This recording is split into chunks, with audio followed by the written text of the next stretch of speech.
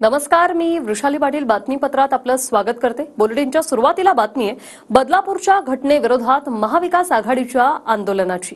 तर या आंदोलनाला भाजपनेही आंदोलनानंच प्रत्युत्तर दिलं। मुख्यमंत्री एकनाथ शिंदेंना कंस मामा म्हणत उद्धव ठाकरेंनी सरकारवर निशाणा साधला। पाहूया।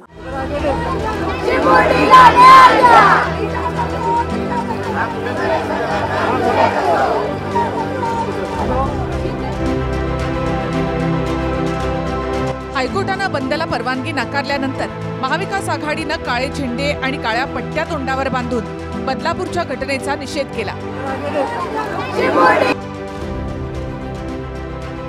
तर दुसरीकडे भाजपनं सुद्धा महाविकास आघाडी विरोधात मुंबई आणि नागपूरसह राज्यभरात आंदोलन करत आंदोलनानं उत्तर दिलं। उद्धव ठाकरे यांनी दादरच्या शिवसेना भवनाच्या चौकात पावसामध्ये निषेध आंदोलन केलं।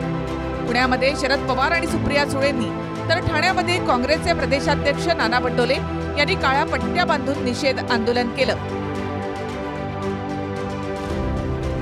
उद्धव ठाकरे यांनी निर्लज्ज सरकार असं म्हणत मुख्यमंत्र्यांना कंस मामा असं म्हणत टीका केली। रोज कुठे काहीतरी घडते, रोज मुंबईत घडते, बदलापूर, अंबरनाथ, कोल्हापूर, आणि हे कंस मामा इकडे चांगली भाचीला न्याय कधी देतोस कंस मामा, हे कंस मामा सगळे राख्या बांधत फिरतात। म्हणजे बहिणीवरती एका बाजूला अत्याचार होतोय आणि निर्लज्ज राख्या बांधतायत, आणि राख्या बांधून घेण्यामध्ये कुठे अडचण येऊ नये म्हणून तुम्ही आमच्या आंदोलनांच्या मध्ये आडकाठी करताय।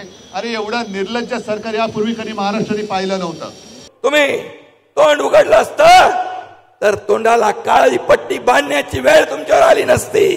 साधूचं हत्याकांड झालं तेव्हा तोंडावर पट्टी, कोरोनामध्ये बॉडी बॅग मध्ये भ्रष्टाचार झाला तेव्हा तोंडावर पट्टी, खिचडी चोरली, खिचडीत मापात पाप केलं तेव्हा तोंडावर पट्टी। का?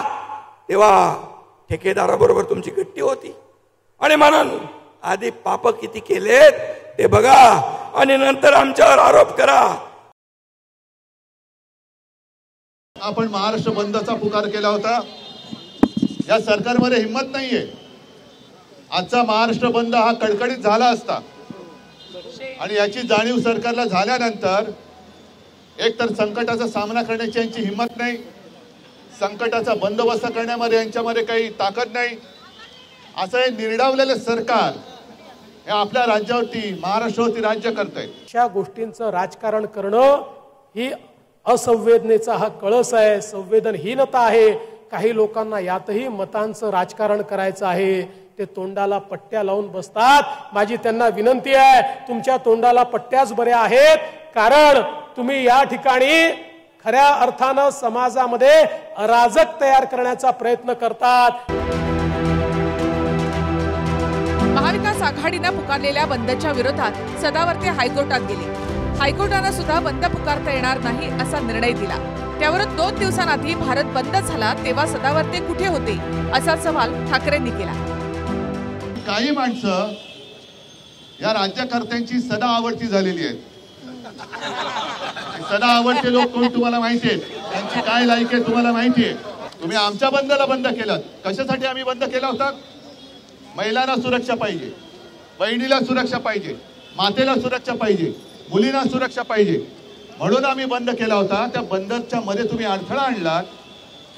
मग गेल्या आठवड्यामध्ये एक भारत बंद झाला होता, 21-22 ऑगस्टला भारत बंद।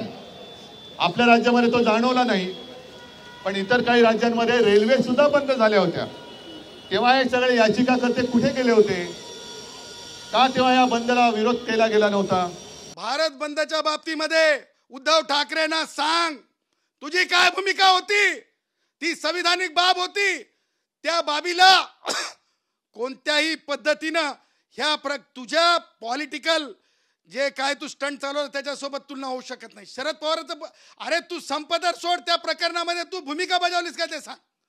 शरद पवारांनी सांगावं त्या प्रकरणामध्ये भूमिका बजावली का? बेगडा आंबेडकरी प्रेम आहे। पुण्यातल्या आंदोलनामधून शरद पवार यांनी सुद्धा असंवेदनशील सरकार अशी टीका करत कार्यकर्त्यांना महिलांच्या सुरक्षेसंदर्भात शपथ दिली। मात्र या शपथेवरून राज ठाकरेंनी पवारांना टोला लगावला। तुमचं सरकार असतं तेव्हा ऍक्शन घ्या, शब्दा कसल्या घेता, असं राज ठाकरे म्हणाले. मी अशी शपथ घेतो की मी स्त्रियांवर होणारा हिंसाचार कधीही खपवून घेणार नाही.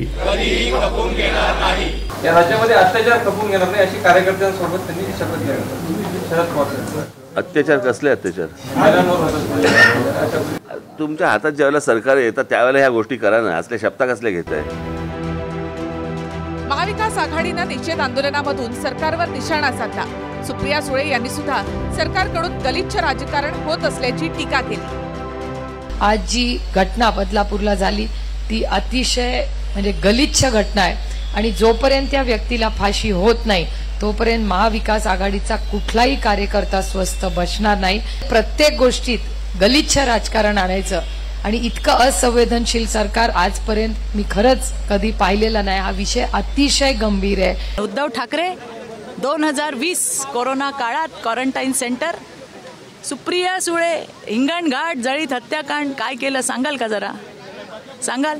अहो यांचे गृहमंत्री काय म्हणले, जळगावला सेक्स स्कॅन्डल झालं ते म्हणले त्या बाईला गरम होत होतं म्हणून घागरा काढून ठेवला. अशी बेजबाबदार वक्तव्य करणारी ही लोक आहे. ज्या पद्धतीत 4 वर्षाच्या 2 मुलींवरती अत्याचार झाला त्यांच्या परिवारावर काय बितली असेल याचा विचार न करता महाविकास आघाडीच्या लोकांनी त्याच्यात राजकारण केलं. त्यांना लाजच वाटली पाहिजे.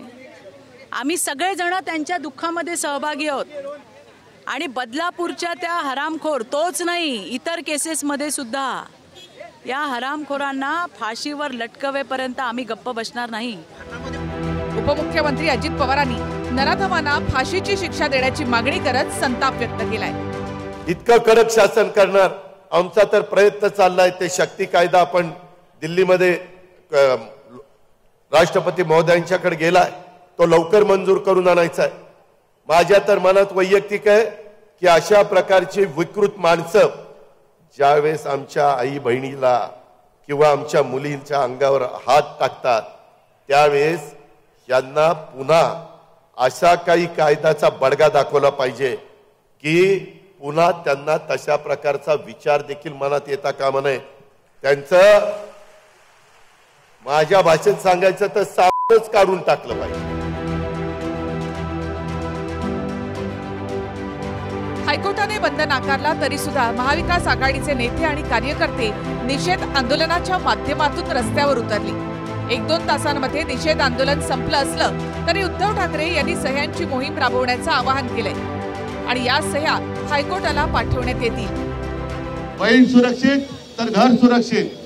आम्हाला सुरक्षित बहीण पाहिजे. तुम्ही आपापल्या शहरात आपापल्या गावात तिथे एक मोठी स्वाक्षऱ्यांची मोहीम घ्या.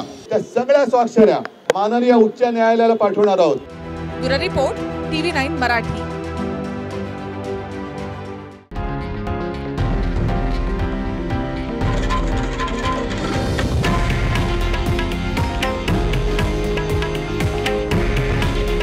हे आहे देशातील नंबर 1 न्यूज नेटवर्क आणि आपण पाहत आहात TV9 मराठी.